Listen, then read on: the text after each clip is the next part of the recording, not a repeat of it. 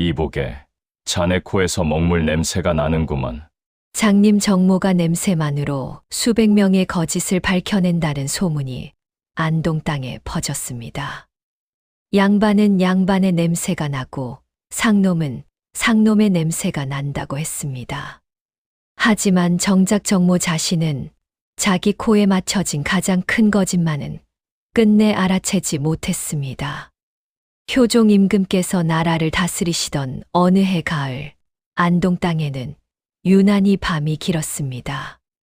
해가 지면 골목마다 등불이 켜지고 사람들은 마당에 모여 앉아 이런저런 이야기를 나누곤 했습니다. 그 중에서도 가장 자주 오르내리는 이야기가 하나 있었으니 바로 장님 정모에 관한 것이었습니다. 정모는 태어날 때부터 앞을 보지 못했습니다.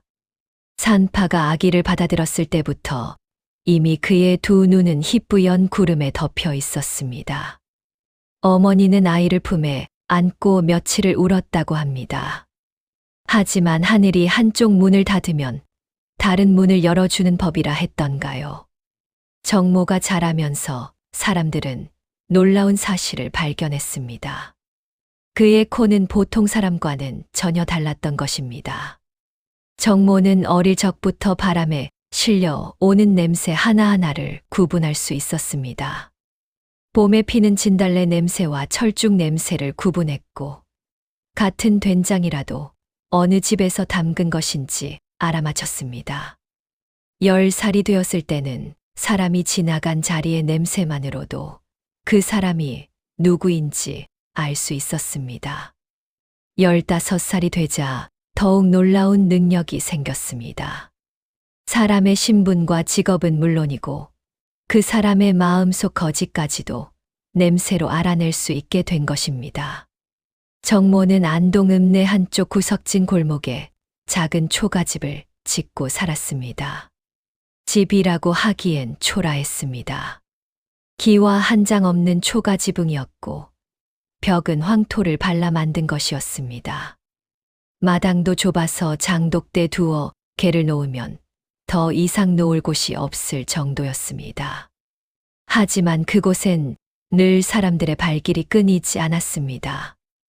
잃어버린 물건을 찾는 사람, 도둑을 잡고 싶은 사람, 거래 상대가 믿을 만한 사람인지 확인하고 싶은 사람, 혹은 그저 신기한 구경거리 삼아 찾아오는 사람까지 다양했습니다. 정모는 찾아오는 사람들을 정성껏 대했습니다. 비록 눈은 보이지 않았지만 그의 태도는 언제나 공손했습니다. 사람들이 문 앞에 서면 그들이 신은 신발 소리만으로도 누가 왔는지 알아차렸고 먼저 반갑게 인사를 건넸습니다. 그리고 조용히 앉아 상대방의 이야기를 들었습니다. 말을 듣는 동안 코를 살짝 벌름거리며 공기 중의 냄새를 맡았습니다. 그러면 상대방이 하는 말이 진실인지 거짓인지 자연스럽게 알 수 있었습니다. 어느 봄날이었습니다. 복숭아꽃이 한창 피어나고 제비가 처마 밑에 둥지를 틀던 그 시절이었습니다. 관아의 아전 하나가 허름한 농부 차림으로 정모를 찾아왔습니다. 그는 삼배로 지은 옷을 입고 일부러 얼굴에 흙을 묻히기까지 했습니다. 그리고 목소리를 낮추고 투박한 말투를 흉내내며 자신을 농부라고 소개했습니다. 마을 사람들 사이에 퍼진 소문이 정말인지 시험해보고 싶었던 것입니다. 동료 아전들과 내기를 했기 때문이기도 했습니다. 정모는 그가 대문을 열고 들어서는 순간부터 고개를 가웃거렸습니다. 발소리가 평범한 농부의 것과 달랐습니다. 농부라면 흙을 밟고 다니느라 발걸음이 무겁고 둔탁해야 하는데 이 사람의 발소리는 가볍고 경쾌했습니다. 정모는 코를 벌름거리며 공기를 깊이 들이마셨습니다. 그리고 잠시 생각하더니 조용히 입을 열었습니다. 이보게, 자네는 농부가 아니구먼. 아전은 깜짝 놀라 말했습니다. 아니, 저는 분명 농부입니다. 이렇게 삼베옷을 입고 있지 않습니까? 정모는 고개를 저으며 말했습니다. 자네 손에서 먹물 냄새가 나고 옷깃에선 기름 냄새가 배어있네. 그것도 평범한 기름이 아니라 관아에서 쓰는 등잔기름 냄새일세. 게다가 발걸음 소리를 들으니 집신이 아닌 가죽신을 신고 있지 않은가. 농부가 어찌 가죽신을 신겠는가. 더구나 자네 몸에선 관청의 냄새가 나네. 종이와 먹물이 가득한 곳에 냄새 말일세. 관아의 아전이 무슨 일로 이런 거짓을 꾸미셨소? 아전은 그 자리에서 꿇어 앉았습니다. 얼굴이 붉어져서는 몇 번이나 사죄의 말을 했습니다.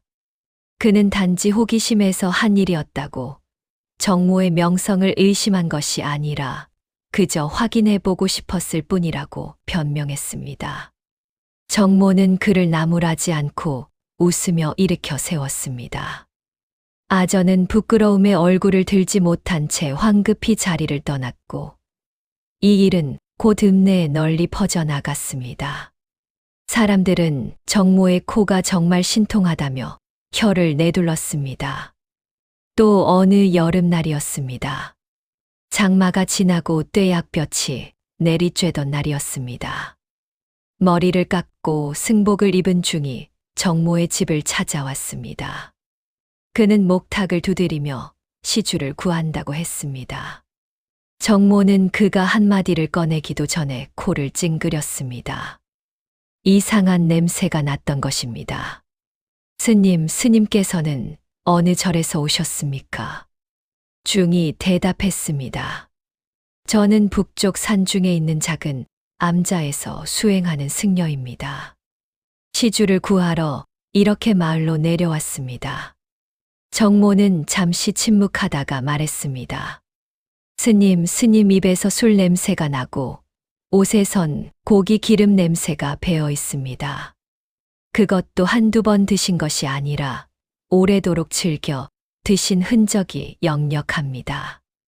진짜 스님이라면 어찌 이런 냄새를 풍기실 수 있습니까? 혹시 환속한 가짜 중은 아니신지요? 아니면 산에서 개를 어겨 쫓겨난 분은 아니신지요? 그 말에 중은 얼굴이 새하얗게 질렸습니다. 아무 말도 하지 못하고 한참을 우물쭈물하더니 결국 황급히 달아났습니다. 나중에 알고 보니 그는 정말로 개를 어기고 산에서 쫓겨난 자였습니다. 승복을 벗지 않고 마을을 떠돌며 시주를 받아 술과 고기를 사 먹고 다녔던 것입니다. 사람들은 정모의 코가 신통하다며 더욱 감탄했고 그의 명성은 점점 더 높아져만 갔습니다. 하지만 정모에게도 깊은 아픔이 있었습니다. 그에게는 어린 딸 하나가 있었는데 아내는 딸을 낳고 산후병을 이기지 못해 얼마 지나지 않아 세상을 떠났습니다. 정모는 홀로 딸을 키우며 살았습니다. 딸의 이름은 향이었습니다. 아내가 세상을 떠나기 전 마지막으로 지어준 이름이었습니다. 아내는 딸아이가 꽃향기처럼 아름답게 자라기를 바라는 마음으로 그런 이름을 지었다고 했습니다. 향이는 아버지를 무척 따랐습니다. 아버지가 앞을 볼 수 없다는 사실이 늘 가슴 아팠지만 그 대신 더 다정한 목소리로 세상의 모습을 설명해 주곤 했습니다. 오늘은 하늘이 어떤 색인지, 구름이 어떤 모양인지, 들판에 어떤 꽃이 피었는지, 마을 사람들이 어떤 옷을 입고 다니는지 일일이 이야기해 주었습니다. 장터에 다녀오면 그곳에서 본 재미있는 구경거리들을 생생하게 들려주었고, 계절이 바뀔 때마다 어떤 변화가 있는지 자세히 설명해 주었습니다. 정모는 향이의 목소리만 들어도 그날 딸의 기분을 알 수 있었습니다. 향이가 기쁜 날에는 목소리에 꽃향기가 섞여 있는 것 같았고, 슬픈 날에는 빗물 냄새가 났습니다. 화가 났을 때는 매운 고추 냄새가, 걱정이 있을 때는 쓴 약초 냄새가 났습니다. 둘은 말없이도 서로를 이해하는 각별한 사이였습니다. 아버지와 딸은 서로가 서로에게 유일한 가족이었고 세상의 전부였습니다. 세월이 흘러 향이는 15살이 되었습니다. 동네 처녀들 중에서도 손꼽히는 미인으로 자랐습니다. 달처럼 하얀 얼굴에 버드립 같은 눈썹, 앵두 같은 입술을 가졌다고 사람들은 말했습니다. 하지만 무엇보다 아름다운 것은 그녀의 성품이었습니다. 늘 부드럽게 웃었고 어려운 사람을 보면 먼저 다가가 도와주었습니다. 아버지를 극진히 모시는 효심도 깊었습니다. 자연스럽게 혼처를 찾는 이들이 줄을 이었습니다. 읍내의 부잣집 아들부터 멀리 다른 고을의 선비까지 여러 사람이 중매를 청했습니다. 하지만 정모는 선뜻 딸을 보낼 수가 없었습니다. 딸이 떠나면 자신은 혼자가 될 것이고 앞도 보이지 않는 자신이 혼자서 어떻게 살아갈 수 있을까 하는 두려움도 있었습니다. 하지만 그보다 더 큰 것은 딸이 그립고 보고 싶을 것 같다는 마음이었습니다. 아버지, 저는 괜찮습니다. 아버지 곁에 있는 것이 제일 좋아요. 시집 가는 것보다 아버지를 모시는 것이 더 행복합니다. 향이는 늘 그렇게 말했습니다. 하지만 정모는 알고 있었습니다. 딸이 자신을 걱정해서 혼처를 거절하고 있다는 것을요. 향이 또한 또래 처녀들처럼 예쁜 옷을 입고 사랑하는 사람과 가정을 꾸리고 싶을 것이었습니다. 그것이 마음 한편으로는 고마우면서도 다른 한편으로는 너무나 미안했습니다. 정모는 밤마다 딸의 행복을 위해 기도했습니다. 그해 가을, 읍내에 새로운 선비가 하나 들어왔습니다. 이름은 김진사라고 했는데 한양에서 내려왔다고 했습니다. 그는 집안도 좋고 학식도 뛰어나다는 소문이었습니다.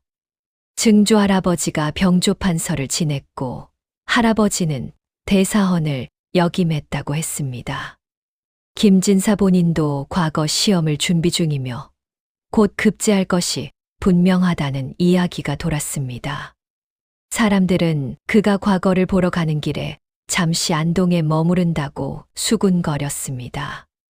김진사는 어느 날 우연히 장터에서 향이를 보게 되었습니다. 향이는 아버지가 드실 반찬거리를 사러 장에 나왔었습니다. 그는 첫눈에 향이의 아름다움에 마음을 빼앗겼습니다. 하지만 주변 사람들에게 물어보니 향이의 아버지가 소경이라는 사실을 알게 되었습니다.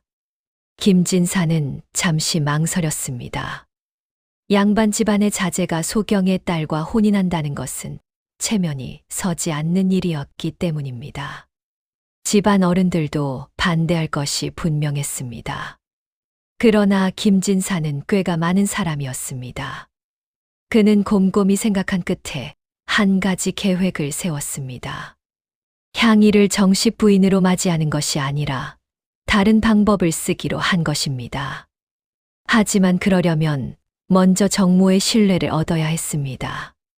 김진사는 정모를 직접 찾아가기 전에 철저히 준비했습니다.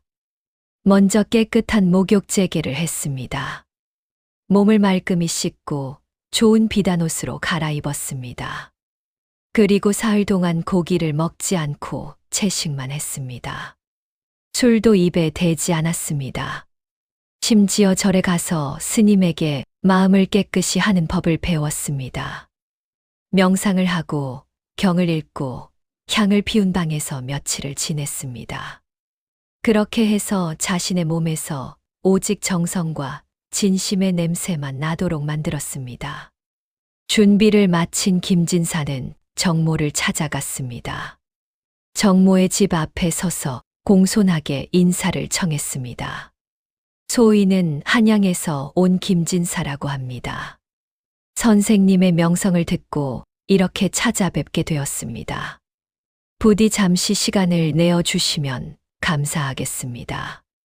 정모는 김진사가 대문을 열고 들어서는 순간부터 그의 냄새를 맡았습니다. 좋은 비단 냄새, 먹물 냄새, 그리고 은은한 향료, 냄새까지. 분명 제대로 된 양반가의 자제임에 틀림없었습니다. 게다가 몸에서 풍기는 기운이 깨끗하고 정갈했습니다. 정모는 김진사를 방으로 안내하고 자리를 권했습니다. 김진사는 며칠에 걸쳐 정모의 집을 드나들었습니다. 처음에는 학문에 대한 이야기를 나누었습니다. 사서삼경에 대한 견해를 나누고 성리학의 깊은 뜻을 토론했습니다. 정모는 비록 앞을 볼 수 없었지만 학식이 깊었습니다.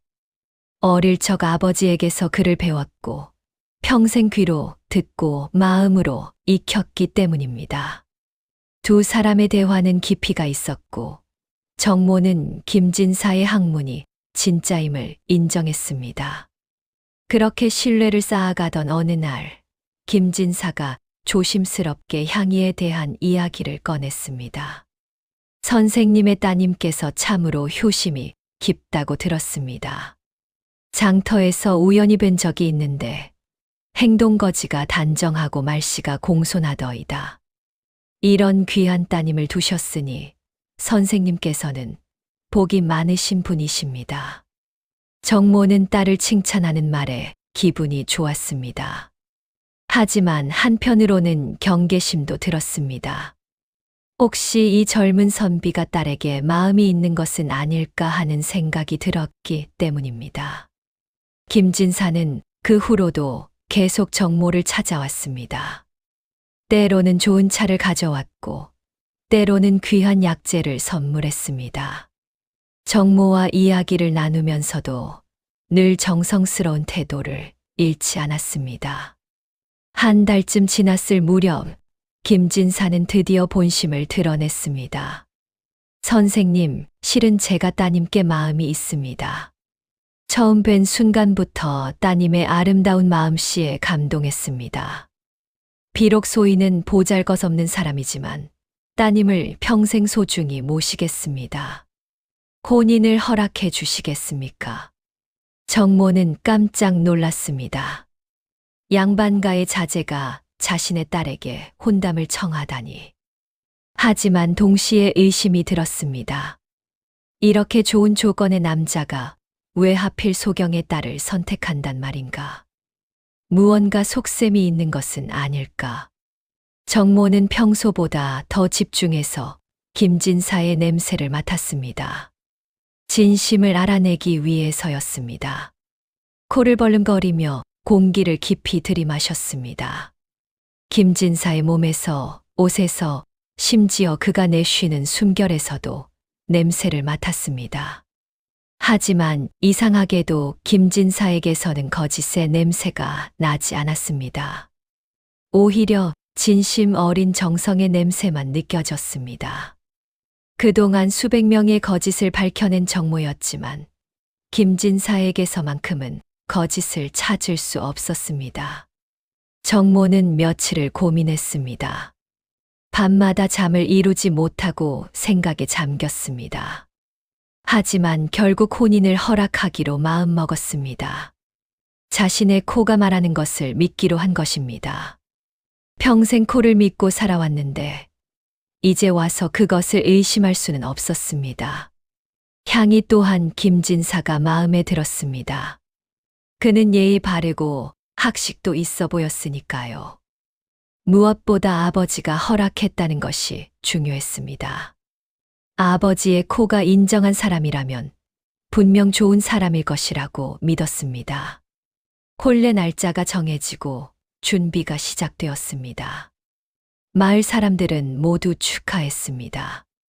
소경 정모의 딸이 좋은 곳으로 시집을 간다니 그보다 기쁜 일이 어디 있겠습니까?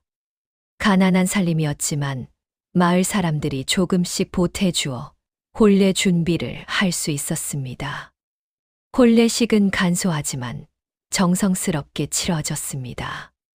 가을 단풍이 아름답게 물든 날이었습니다. 향이는 붉은 치마 저고리를 입고 아버지에게 큰절을 올렸습니다. 정모는 딸의 손을 꼭 잡았습니다. 딸의 손에서 느껴지는 온기와 떨림을 느끼며 정모는 눈물을 흘렸습니다. 향아, 행복하게 살아라. 아버지는 너만 잘 되면 그것으로 족하단다. 좋은 남편을 만났으니 이제 아버지 걱정은 하지 말고 내 행복만 생각하렴. 향이는 눈물을 흘리며 고개를 끄덕였습니다. 그렇게 향이는 김진사를 따라 한양으로 떠났습니다.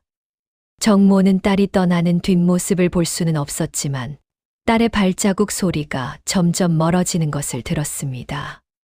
처음 몇 달은 편지가 자주 왔습니다.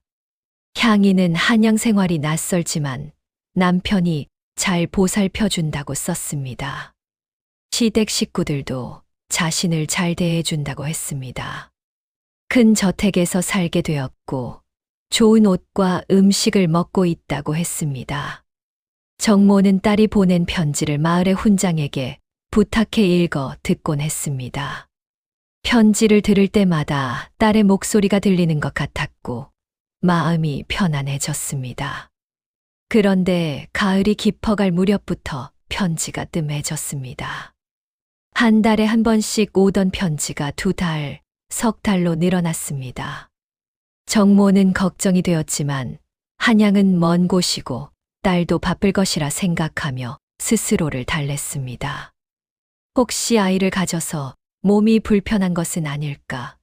그래서 편지를 쓰기 어려운 것은 아닐까? 하고 좋게 생각하려 애썼습니다. 겨울이 지나고 이듬해 봄이 왔지만 여전히 소식이 없었습니다. 정모는 참지 못하고 마을 사람에게 부탁해 한양으로 편지를 보냈습니다. 딸이 잘 지내는지, 혹시 아픈 데는 없는지 아버지가 무척 보고 싶어 한다는 내용의 짧은 편지였습니다. 그런데 돌아온 것은 편지가 아니라 충격적인 소식이었습니다.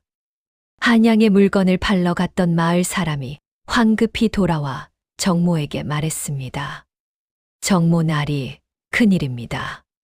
김진사 댁에 갔더니 그곳 사람들이 향이를 모른다고 합니다. 아니, 정확히는 알기는 아는데 며느리로 대우하지 않는다고 합니다. 김진사는 이미 다른 양반집 교수와 정식 혼인을 했고 향이는 그 집종으로 부려지고 있다고 합니다. 정모는 그 말을 듣는 순간 온몸이 얼어붙는 것 같았습니다. 귀를 의심했습니다. 자신이 잘못 들은 것이 아닌가 싶어 다시 물었지만 대답은 같았습니다. 자신이 평생 수백 명의 거짓을 밝혀냈건만 정작 자기 딸의 일생을 망친 거짓은 알아채지 못했다니. 그것도 가장 교묘한 거짓에 속아 넘어간 것입니다. 알고 보니 김진사는 처음부터 향이를 정식 부인으로 맞을 생각이 없었습니다. 그저 아름다운 종 하나를 구하려 했던 것입니다.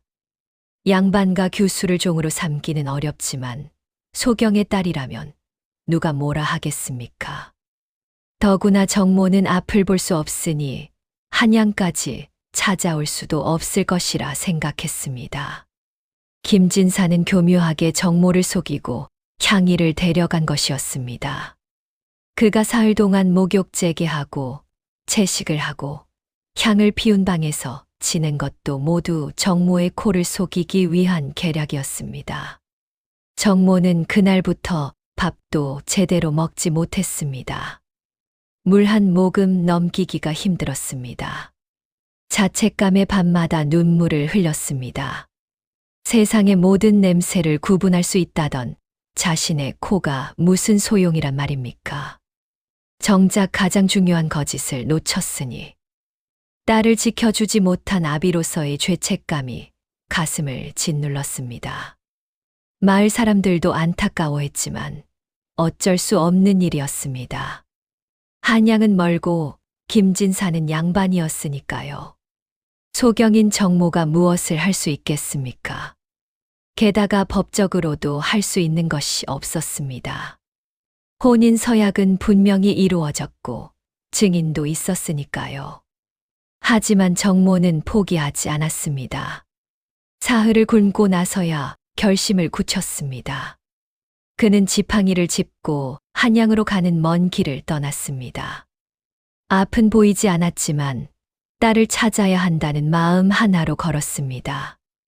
마을 사람들이 말렸지만 정모의 결심은 변하지 않았습니다. 길은 험했습니다. 산을 넘고 강을 건너야 했습니다. 여러 번 넘어지고 길을 잃기도 했습니다. 하지만 그때마다 착한 사람들이 도와주었습니다. 한 농부는 하룻밤 묵을 곳을 내주었고, 한 스님은 먹을 것을 나눠주었습니다. 한 나그네는 한양까지 가는 길을 자세히 알려주었습니다. 보름이 넘게 걸려 마침내 한양에 도착했습니다. 발은 부르텄고 몸은 지쳐 있었지만 정모의 마음은 오히려 더 강해져 있었습니다. 그는 사람들에게 물어물어 김진사 댁을 찾아갔습니다. 김진사의 집은 큰 기와집이었습니다. 대문부터 웅장했고 담장도 높았습니다. 정모는 대문 앞에 섰습니다. 그리고 코를 벌름거렸습니다. 익숙한 냄새가 났습니다. 비단 냄새, 먹물 냄새, 그리고 딸의 냄새. 분명 향이가 이 안에 있었습니다. 정모는 목소리가 터지도록 외쳤습니다. 향아, 향이야, 아버지가 왔다. 아버지가 너를 찾으러 왔단다. 그 소리에 대문이 열리고 향이가 뛰어나왔습니다. 누더기 같은 옷을 입고 손은 거칠게 일한 흔적으로 가득했지만 분명 그의 딸이었습니다. 얼굴은 여위였고 눈가에는 눈물 자국이 말라 있었습니다. 아버지. 향이는 아버지를 끌어안고 울었습니다. 몇 달 동안 참았던 눈물이 한꺼번에 쏟아졌습니다. 정모도 딸을 꼭 안았습니다. 딸의 몸에서는 비누 냄새와 힘든 노동의 냄새가 났지만 그 무엇보다 그리웠던 딸의 냄새였습니다. 김진사가 나왔습니다. 그는 정모를 보더니 비웃듯이 말했습니다. 늙은이가 무슨 일이오? 이미 혼인 서약은 끝났고 이 여자는 이제 내 종이오. 법적으로도 문제없소. 돌아가시오. 정모는 분노로 온몸이 떨렸습니다. 하지만 김진사의 말이 맞았습니다. 그는 양반이었고 자신은 한낱 소경에 불과했습니다. 법적으로도 할 수 있는 것이 없었습니다. 바로 그때였습니다. 김진사 댁 귀쪽에서 이상한 냄새가 났습니다. 정모는 코를 벌름거렸습니다. 그것은 피 냄새였습니다.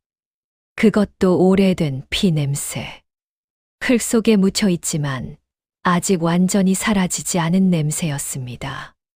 정모는 조용히 말했습니다. 김진사, 댁의 뒤뜰에서 이상한 냄새가 나는구려. 혹시 무엇을 묻어두지 않으셨소? 김진사의 얼굴이 순식간에 굳어졌습니다. 정모는 계속 말했습니다.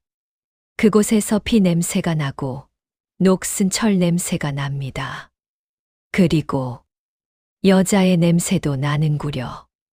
비단 옷의 냄새와 향료, 냄새까지. 혹시 지난해 실종된 박씨, 처녀와 관련이 있는 것은 아니겠지요? 사실 정모는 한양에 오는 길에 들은 이야기가 있었습니다. 주막에서 우연히 듣게 된 소문이었습니다. 지난해 한 양반집 처녀가 실종되었는데 김진사와 혼담이 오간 적이 있다는 것이었습니다. 그 처녀는 김진사의 품행에 문제가 있다며 혼담을 거절했고 얼마 후 흔적도 없이 사라졌다고 했습니다.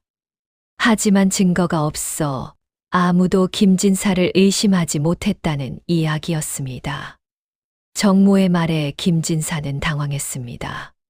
주변에 모인 사람들이 웅성거리기 시작했습니다. 마침 그곳을 지나가던 포도청 관리가 소란을 듣고 다가왔습니다. 무슨 일이오? 정모는 자신이 맡은 냄새에 대해 자세히 설명했습니다. 피의 위치, 깊이, 그리고 함께 묻힌 물건들의 냄새까지 정확히 말했습니다. 포도청 관리는 즉시 김진사 댁 뒤뜰을 조사했습니다. 땅을 파자 정말로 시신이 나왔습니다. 지난해 실종된 박씨 처녀였습니다. 그녀는 비단 치마 저고리를 입은 채 묻혀 있었고 목에는 목 졸린 흔적이 역력했습니다. 김진사는 끝까지 부인했지만 증거는 명백했습니다. 정모가 말한 것과 정확히 일치했으니까요. 게다가 주변 사람들을 조사하자 더 많은 증거가 나왔습니다. 김진사가 그 처녀와 다툰 것을 본 사람도 있었고, 그날 밤 수상한 행동을 했다는 증언도 나왔습니다. 김진사는 결국 잡혀갔습니다. 혼인 서약도 무효가 되었습니다. 살인자와 맺은 혼인은 인정될 수 없었으니까요. 향인은 자유의 몸이 되었습니다. 김진사는 이후 엄한 벌을 받았고 그의 가문도 몰락했습니다. 정모는 딸을 데리고 안동으로 돌아왔습니다. 마을 사람들은 두 사람을 반갑게 맞아주었습니다. 향인은 다시 아버지 곁에서 예전처럼 살았습니다. 하지만 예전과는 조금 달랐습니다. 향인은 더 강해져 있었고 정모는 더 겸손해져 있었습니다. 세월이 흘러 향이에게 진짜 좋은 혼처가 나타났습니다. 마을의 착한 선비였는데 그는 향이의 과거를 모두 알면서도 그녀의 효심과 착한 마음을 사랑한다고 했습니다. 그는 부유하지도 출세할 것 같지도 않았지만 진심이 느껴지는 사람이었습니다. 이번에는 정모가 신랑의 냄새를 오랫동안 맡아보았습니다. 그리고 확신했습니다. 이 사람에게서는 진심만 느껴진다는 것을. 하지만 이번에는 냄새만으로 판단하지 않았습니다.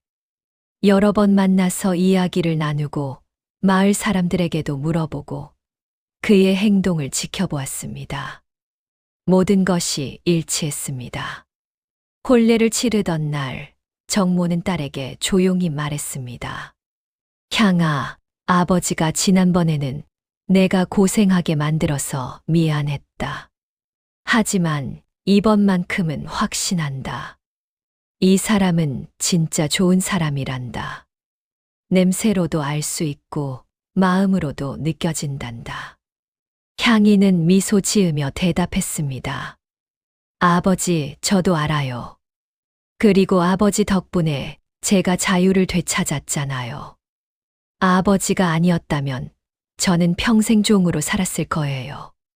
아버지의 코가 결국 저를 구해주셨어요. 그날 이후로도 정모는 여전히 냄새로 사람들의 거짓을 밝혀냈습니다. 하지만 예전과 달라진 것이 하나 있었습니다. 이제 그는 냄새만으로 모든 것을 판단하지 않았습니다. 냄새로 알아낼 수 있는 것도 있지만 냄새만으로는 알 수 없는 것도 있다는 사실을 배웠기 때문입니다. 교묘한 거짓은 때로 진실보다 더 진실 같은 냄새를 풍기기도 합니다. 하지만 시간이 지나면 결국 드러나기 마련입니다. 정모는 그것을 알았고 그래서 더욱 신중하게 사람을 판단했습니다. 그리고 가장 중요한 것은 사랑하는 사람을 끝까지 포기하지 않는 마음이라는 것도 깨달았습니다. 향이는 착한 남편과 행복하게 살았고 정모는 손자들에게 둘러싸여 평온한 노년을 보냈습니다. 가끔 향이가 아이들을 데리고 찾아오면 정모는 손주들의 냄새를 하나하나 맡으며 미소 지었습니다. 그렇게 정모의 이야기는 안동 땅에 오래오래 전해졌습니다. 냄새로 거짓을 밝혀낸 소경의 이야기가 아니라 실수를 통해 더 큰 지혜를 얻은 한 아버지의 이야기로 말입니다. 오늘 이야기는 여기까지입니다. 구독과 좋아요는 더 좋은 영상을 만드는 큰 힘이 됩니다.